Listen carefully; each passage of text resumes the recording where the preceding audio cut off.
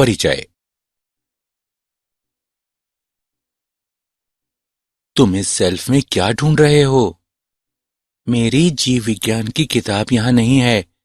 आज मेरे जीव विज्ञान के टीचर ने बताया है कि कल जीव विज्ञान का लिखित टेस्ट होगा। तो तुम्हारे टेस्ट का विषय क्या है? कोशिका चक्र और कोशिका विभाजन। कृपया मेरी सहायता करो भाई। ठीक है, मैं तुम्हें कोशिका चक्र और कोशिका विभाजन की विभिन्न प्रावस्थाओं के बारे में बताता हूं।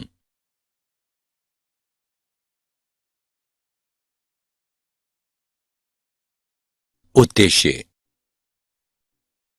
इस पाठ के अंत में आप निम्न करने में सक्षम हो जाएंगे।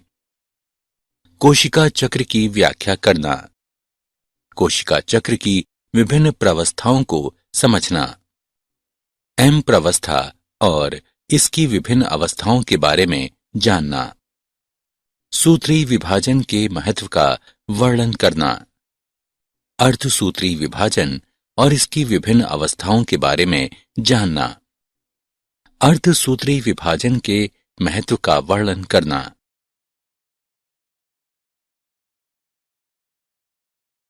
कोशिका चक्र क्या है? कोशिका जीवन की संरचनात्मक और कार्यात्मक इकाई है। सभी कोशिकाएं दो भागों में विभाजित होकर जनन करती हैं, जिसमें प्रत्येक पैतृक कोशिका विभाजित होकर हर बार दो संतति कोशिकाओं को जन्म देती है।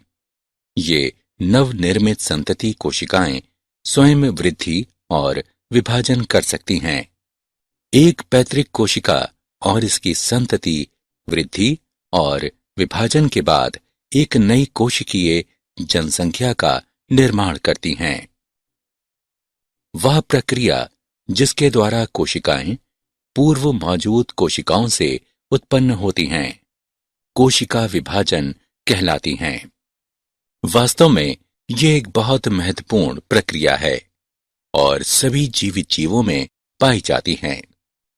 कोशिका विभाजन के दौरान डीएनए प्रतिकृतिकरण और कोशिका वृद्धि भी होती है। अब आइए कोशिका चक्र के बारे में जानें। घटनाओं का अनुक्रम जिसके द्वारा एक कोशिका अपने जीनोम का द्विगुणन, कोशिका के अन्य संघटकों का संश्लेषण करती है और अंत में दो संतति कोशिकाओं में विभाजन करती है, कोशिका चक्र कहलाता है। आपको यह जानकर आश्चर्य होगा कि प्रतिकृति गुणसूत्र यानी डीएनए कोशिका विभाजन के दौरान जटिल घटनाक्रम के द्वारा संतति केंद्रकों में वितरित हो जाते हैं। अब आइए कोशिका चक्र की प्रावस्थाओं के बारे में जानें।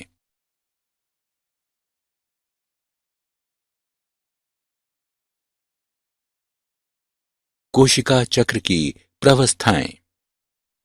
कोशिका चक्र को दो मूल प्रावस्थाओं में विभाजित किया गया है, अंतरावस्था और एम प्रावस्था या सूत्री विभाजन। एम प्रावस्था उस प्रावस्था को व्यक्त करती हैं जब वास्तविक कोशिका विभाजन या सूत्री विभाजन होता है, और अंतरावस्था दो क्रमिक एम प्रावस्थाओं के बीच की अवस्था को व्यक्त करती हैं। एम प्रावस्था का आरंभ केंद्रक विभाजन से होता है, जो कि संगत संतति गुणसूत्र के पृथक्करण यानी कैरियोकाइनेसिस के समतुल्य होता है, और इसका अंत प्रायः कोशिका द्रव्य के विभाजन यानी साइटोकाइनेसिस के साथ होता है। अंतरावस्था को विश्राम प्रावस्था भी कहते हैं। इस दौरान कोशिका क्रमबद्ध तरीके से कोशिका वृद्धि और डीएनए प्रतिकृतिकरण करके विभाजन के लिए तैयार होती है। पहले आइए अंतरावस्था की विभिन्न अवस्थाओं के बारे में जानें। अंतरावस्था को आगे तीन प्रावस्थाओं में विभाजित किया गया है। G1 प्रावस्था या गैप 1, S प्रावस्था या संश्लेषण प्रावस्था, G2 प्रावस्था या गैप 2, अब आइए प्रत्येक के बारे में विस्तार से जानें।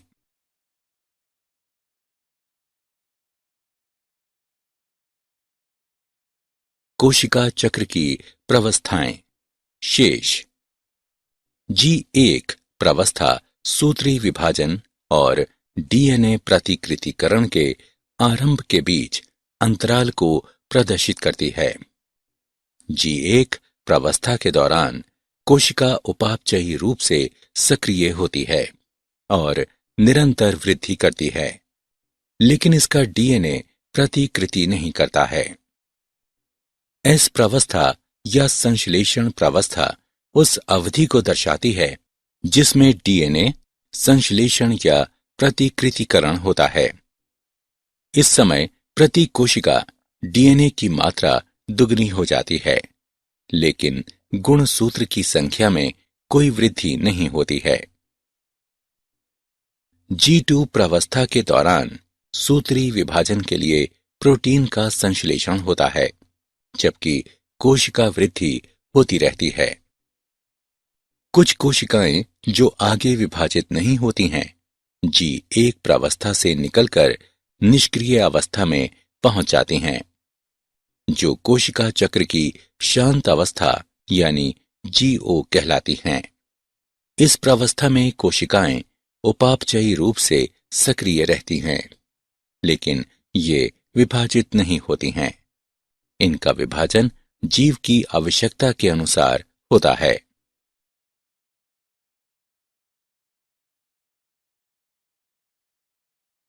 एम प्रावस्था और इसकी अवस्थाएं।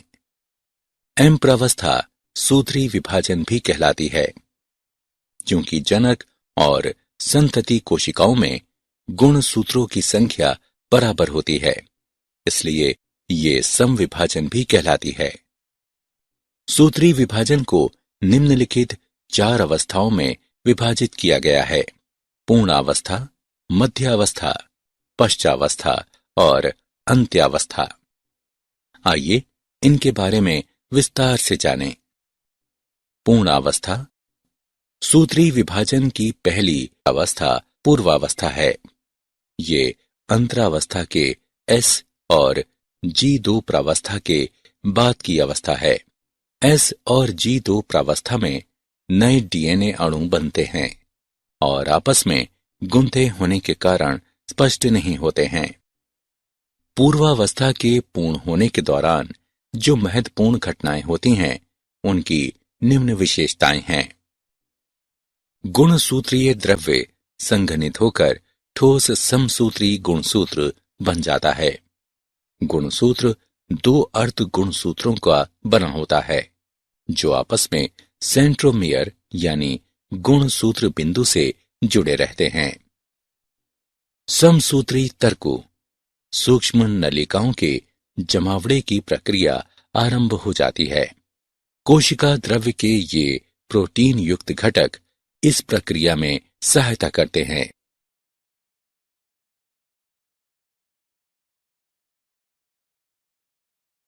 एम प्रावस्था और इसकी अवस्थाएं। मध्यावस्था सूत्री विभाजन की द्वितीय अवस्था मध्यावस्था कहलाती है। इस अवस्था में मध्यावस्था गुणसूत्र 2 संतति अर्ध गुणसूत्रों से बना होता है, जो आपस में गुणसूत्र बिंदु से जुड़े होते हैं। गुणसूत्र बिंदु की सतह पर स्थित छोटी बिंब के आकार की संरचना काइनेटोकोर कहलाती है। ये संरचना तर्कतंतु के जुड़ने का स्थान है, जो दूसरी ओर कोशिका के केंद्र पर स्थित गुणसूत्रों से जुड़े होते हैं। मध्यावस्था में गुणसूत्रों के पंक्तिबद्ध होने का तल मध्यावस्था पट्टिका कहलाता है। मध्यावस्था की मुख्य विशेषताएं हैं: तर्कतंतु गुणसूत्र के काइनेटोकोर से जुड़े रहते हैं। गुणसूत्र तर्कु मध्य रेखा की ओर जाकर मध्यावस्था पट्टिका पर पंक्तिबद्ध होकर ध्रुवों से तर्कतंतु से जुड़ जाते हैं। अब आइए सूत्री विभाजन के अगले चरण अर्थात पश्चावस्था के बारे में जानें। पश्चावस्था ये सूत्री विभाजन का तीसरा या अगला चरण है। पश्चावस्था के प्रारंभ में मध्यावस्था पट्टिका पर आए प्रत्येक गुणसूत्र एक साथ अलग होने लगते हैं और दो संतति अर्ध गुणसूत्र दो विपरीत ध्रुवों की ओर जाने लगते हैं। इस अवस्था की मुख्य विशेषताएं हैं। गुणसूत्र बिंदु विखंडित होते हैं और अर्ध गुणसूत्र अलग होने लगते हैं। अर्ध गुणसूत्र विपरीत ध्रुवों की ओर जाने लगते हैं।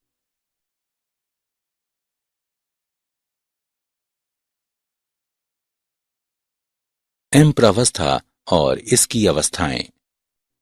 अगली अवस्था अंत्यावस्था है। ये निम्नलिखित मुख्य घटनाओं को दर्शाती है। गुणसूत्र विपरीत तर्कु ध्रुवों पर एकत्रित हो जाते हैं और उनकी पृथक तत्व के रूप में पहचान समाप्त हो जाती है। गुणसूत्र समूह के चारों ओर केंद्रक आवरण का निर्माण हो जाता है।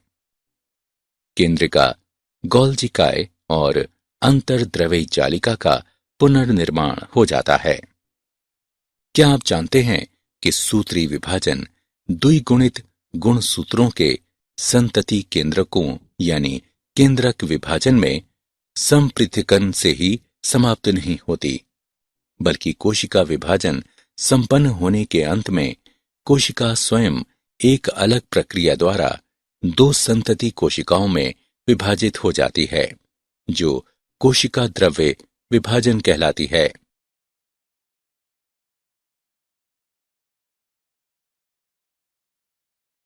सूत्री विभाजन का महत्व। अब तक हमने सूत्री विभाजन की विभिन्न अवस्थाओं के बारे में जाना। अब आइए देखें कि सूत्री विभाजन का क्या महत्व है। सूत्री विभाजन का महत्व। सूत्री विभाजन में साधारणतया समान आनुवंशिक अवयव वाली द्विगुणित संतति कोशिकाएं बनती हैं। बहुकोशिकीय जीवों की वृद्धि सूत्री विभाजन के कारण होती है। कोशिका वृद्धि के परिणाम स्वरूप केंद्रक व कोशिका द्रव्य के बीच का अनुपात अव्यवस्थित हो जाता है। इसलिए ये आवश्यक हो जाता है कि कोशिका विभाजित होकर केंद्रक कोशिका द्रव्य के अनुपात को बनाए रखे। सूत्री विभाजन का बहुत महत्वपूर्ण योगदान कोशिका की मरम्मत करना है। अधिचर्म की ऊपरी सतह की कोशिकाएं, आहार नाल की भीतरी सतह की कोशिकाएं और रुधिर कोशिकाएं निरंतर प्रतिस्थापित होती रहती हैं। विभज्य योतिकी ऊतकों, शीर्षस्थ एवं पार्श्वीय कैम्बियम में सूत्री विभाजन के कारण पौधों में जीवन भर वृद्धि होती रहती है।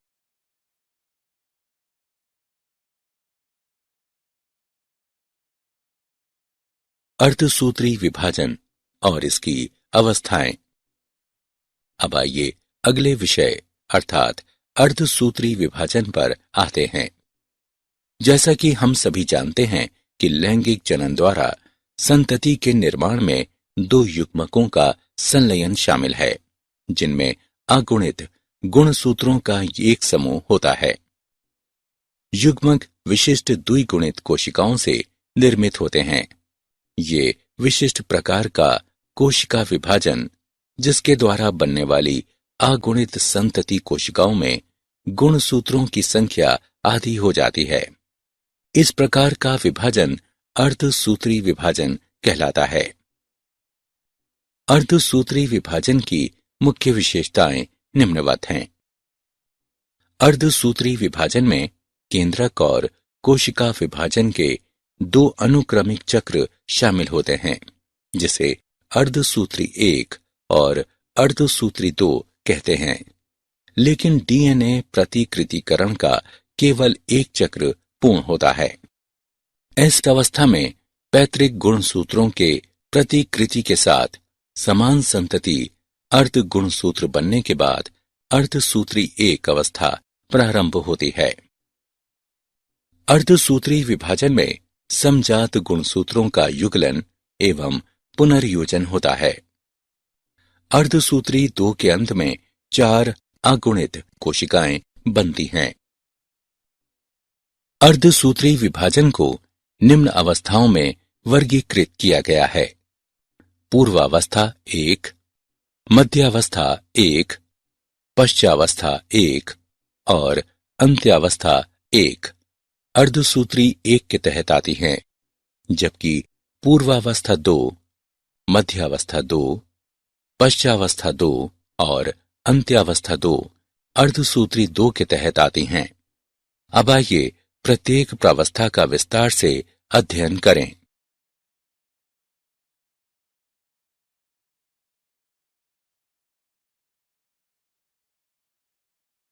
अर्धसूत्री विभाजन और इसकी अवस्थाएं। अर्धसूत्री 1 की प्रथम अवस्था पूर्वावस्था 1 है। ये सूत्री विभाजन की पूर्वावस्था की तुलना में बहुत लंबी और अधिक जटिल है। गुणसूत्रों के व्यवहार के आधार पर इसे आगे निम्न 5 प्रावस्थाओं में उपविभाजित किया गया है, अर्थात तनुपट्टे, युग्म पट्टे, स्थूल पट्टे, द्विपट्टे और पारगति क्रम। तनुपट्टे। प्रकाश सूक्ष्मदर्शी से देखने पर तनुपट्टे अवस्था के दौरान गुणसूत्र धीरे धीरे स्पष्ट दिखाई देने लगते हैं। गुणसूत्र का संहनन तनुपट्टे अवस्था के दौरान जारी रहता है। इसके बाद पूर्वावस्था 1 का द्वितीय चरण प्रारंभ होता है, जिसे युग्म पट्टे कहते हैं। इस अवस्था के दौरान गुणसूत्रों का युग्मन प्रारंभ हो जाता है और इस प्रकार की संबद्धता को सूत्र युग्मन कहते हैं। ऐसे युग्मित गुणसूत्र समजात गुणसूत्र कहलाते हैं। इस अवस्था का इलेक्ट्रॉन सूक्ष्मलेखी ये दर्शाता है कि गुणसूत्र सूत्र युग्मन के साथ एक जटिल संरचना का निर्माण होता है, जिसे सिनेप्टोनिमल सम्मिश्र कहते हैं। सूत्र युग्मित समजात गुणसूत्र के युग्म द्वारा निर्मित सम्मिश्र युगली अथवा चतुष्क कहलाता है। हालांकि वे अगली अवस्था में अधिक स्पष्ट दिखाई देते हैं। अगली अवस्था स्थूल पट्ट पहले की दोनों चरणों से अधिक लंबी होती है। स्थूल पट्ट अवस्था के दौरान युगली गुणसूत्र चतुष्क के रूप में अधिक स्पष्ट दिखाई देते हैं। इस अवस्था में पुनर्योजन ग्रंथिकाएं दिखाई देने लगती हैं, जहां पर समजात गुणसूत्रों के असंतति अर्ध गुणसूत्रों के बीच विनिमय होता है। विनिमय 2 समजात गुणसूत्रों के बीच आनुवंशिक पदार्थों का आदान प्रदान है। विनिमय 2 गुणसूत्रों पर आनुवंशिक पदार्थों के पुनर्योजन को बढ़ावा देता है। समजात गुणसूत्रों के बीच पुनर्योजन स्थूल पट्ट अवस्था के अंत तक पूर्ण हो जाता है, जिसके परिणाम स्वरूप विनिमय स्तर पर गुणसूत्र जुड़े हुए दिखाई पड़ते हैं। स्थूल पट्ट अवस्था के बाद द्विपट अवस्था आती है। द्विपट अवस्था की शुरुआत की पहचान सिनेप्टोनिमल सम्मिश्र के विघटन से होती है और युगली के समजात गुणसूत्र विनिमय बिंदु के अतिरिक्त एक दूसरे से अलग होने लगते हैं। एक्स आकार की यह संरचना काएचमेटा कहलाती है। अर्धसूत्री पूर्वावस्था 1 का अंतिम चरण पारगति क्रम है। ये काएचमेटा के अंत द्वारा पहचानी जाती है। इस प्रावस्था के दौरान गुणसूत्र पूर्णतया संघनित हो जाते हैं और अर्धसूत्री तर्कु एकत्रित होकर समजात गुणसूत्रों को अलग करने में सहयोग प्रदान करते हैं। पारगति क्रम के अंत तक केंद्रिका अदृश्य हो जाती है और केंद्रक आवरण भी विकृत हो जाता है। पारगति क्रम मध्य अवस्था की ओर पारगमन को निरूपित करता है।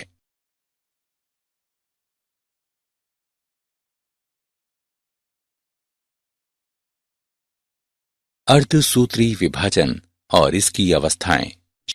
पूर्वावस्था 1 पूर्ण होने के बाद मध्यावस्था 1 आती है। इस अवस्था में युगली गुणसूत्र मध्य रेखा पट्टिका पर व्यवस्थित हो जाते हैं। विपरीत ध्रुवों के तर्कों की सूक्ष्म नलिकाएं समजात गुणसूत्र के जोड़ों से जुड़ जाती हैं। पश्चावस्था 1 अगली अवस्था है। इस अवस्था में समजात गुणसूत्र अलग हो जाते हैं, जबकि संतति अर्ध गुणसूत्र बिंदु से जुड़े रहते हैं। पश्चावस्था 1 के बाद अंत्यावस्था 1 आती है। इस अवस्था में केंद्रक कला और केंद्रिका पुनः स्पष्ट होने लगते हैं। कोशिका द्रव्य विभाजन शुरू हो जाता है और ये कोशिका द्विक कहलाता है। यद्यपि बहुत से मामलों में गुणसूत्र का कुछ छितराव हो जाता है, वे अंतरावस्था केंद्रक की पूर्णतया फैली अवस्था तक नहीं पहुंचते हैं। दो अर्धसूत्री विभाजन के बीच की अवस्था अंतराल अवस्था कहलाती है और ये सामान्यतः कम समय के लिए होती है। अंतराल अवस्था के बाद पूर्वावस्था 2 आती है।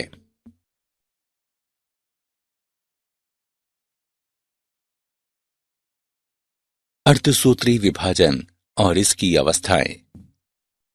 अर्धसूत्री विभाजन 2 सामान्यतः गुणसूत्र के पूर्ण लंबा होने से पहले कोशिका द्रव्य विभाजन के तत्काल बाद प्रारंभ होती है।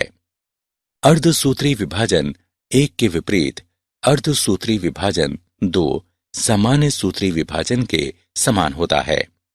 पूर्वावस्था 2 के अंत तक केंद्रक झिल्ली अदृश्य हो जाती है। गुणसूत्र पुनः संघनित हो जाते हैं। पूर्वावस्था 2 के बाद मध्यावस्था 2 आती है। इस अवस्था में गुणसूत्र मध्यांश पर पंक्तिबद्ध हो जाते हैं और तर्कों की विपरीत ध्रुवों की सूक्ष्म नलिकाएं संतति अर्ध गुणसूत्र के काइनेटोकोर से चिपक जाती हैं। सूत्री विभाजन के समान मध्यावस्था 2 के बाद पश्चावस्था 2 आती है। पश्चावस्था 2 प्रत्येक गुणसूत्र के गुणसूत्र बिंदु के तत्काल अलग होने से शुरू होती है और गुणसूत्र कोशिका के विपरीत ध्रुवों की ओर चली जाती है। अर्धसूत्री विभाजन की अंतिम अवस्था अंत्यावस्था 2 है। इस अवस्था में गुणसूत्रों के 2 समूह एक बार पुनः एक केंद्रक आवरण में बंद हो जाते हैं। कोशिका द्रव्य विभाजन के बाद 4 अगुणित संतति कोशिकाओं का चतुष्टय बन जाता है।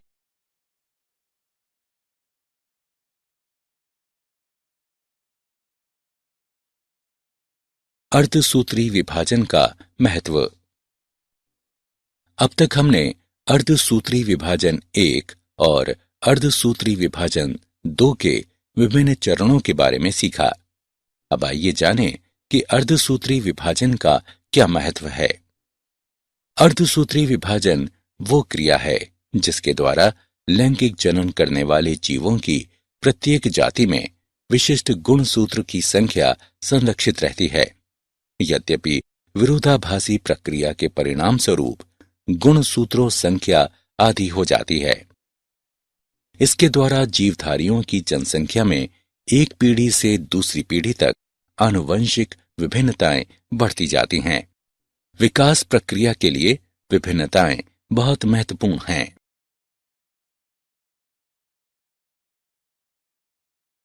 सारांश। आइए हमने जो कुछ सीखा है उसे संक्षेप में दोहराएं। घटनाओं का अनुक्रम जिसके द्वारा एक कोशिका अपने जीनोम का द्विगुणन कोशिका के अन्य संघटकों का संश्लेषण करती है और अंत में 2 संतति कोशिकाओं में विभाजन करती है, कोशिका चक्र कहलाता है। कोशिका चक्र के 2 मूल प्रावस्थाओं में विभाजित किया जाता है, अंतरावस्था और एम्प्रावस्था या सूत्री विभाजन। एम्प्रावस्था उस प्रावस्था को व्यक्त करती है जब वास्तविक कोशिका विभाजन या सूत्री विभाजन होता है और अंतरावस्था 2 क्रमिक एम्प्रावस्थाओं के बीच की अवस्था को व्यक्त करती है। अंतरावस्था को आगे 3 प्रावस्थाओं में विभाजित किया गया है। G1 प्रावस्था, S प्रावस्था, G2 प्रावस्था। M प्रावस्था या सूत्री विभाजन को निम्न 4 चरणों में विभाजित किया गया है: पूर्वावस्था, मध्यावस्था, पश्चावस्था और अंत्यावस्था।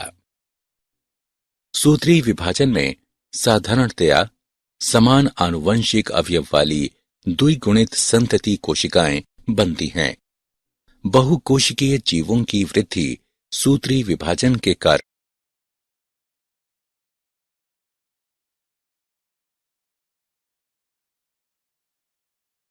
अर्धसूत्री विभाजन विशिष्ट प्रकार का कोशिका विभाजन है, जिसके द्वारा बनने वाली अगुणित संतति कोशिकाओं में गुणसूत्रों की संख्या आधी हो जाती है। अर्धसूत्री विभाजन में केंद्रक और कोशिका विभाजन के 2 अनुक्रमिक चक्र शामिल होते हैं, जिसे अर्धसूत्री 1 और अर्धसूत्री 2 कहते हैं। लेकिन डीएनए प्रतिकृतिकरण का केवल एक चक्र पूर्ण होता है। अर्धसूत्री 1 में पूर्वावस्था 1, मध्यावस्था 1, पश्चावस्था 1 और अंत्यावस्था 1 शामिल है, जबकि अर्धसूत्री 2 में पूर्वावस्था 2, मध्यावस्था 2, पश्चावस्था 2 और अंत्यावस्था 2 शामिल है। गुणसूत्रों के व्यवहार के आधार पर पूर्वावस्था 1 को 5 प्रावस्थाओं में उपविभाजित किया गया है, अर्थात तनुपट्टे, युग्म पट्टे, स्थूल पट्टे, द्विपट्टे और पारगति क्रम। स्थूल पट्टे प्रावस्था के दौरान विनिमय होता है। अर्धसूत्री विभाजन से जीवधारियों की जनसंख्या में एक पीढ़ी से दूसरी पीढ़ी तक आनुवंशिक विभिन्नताएं बढ़ती जाती हैं।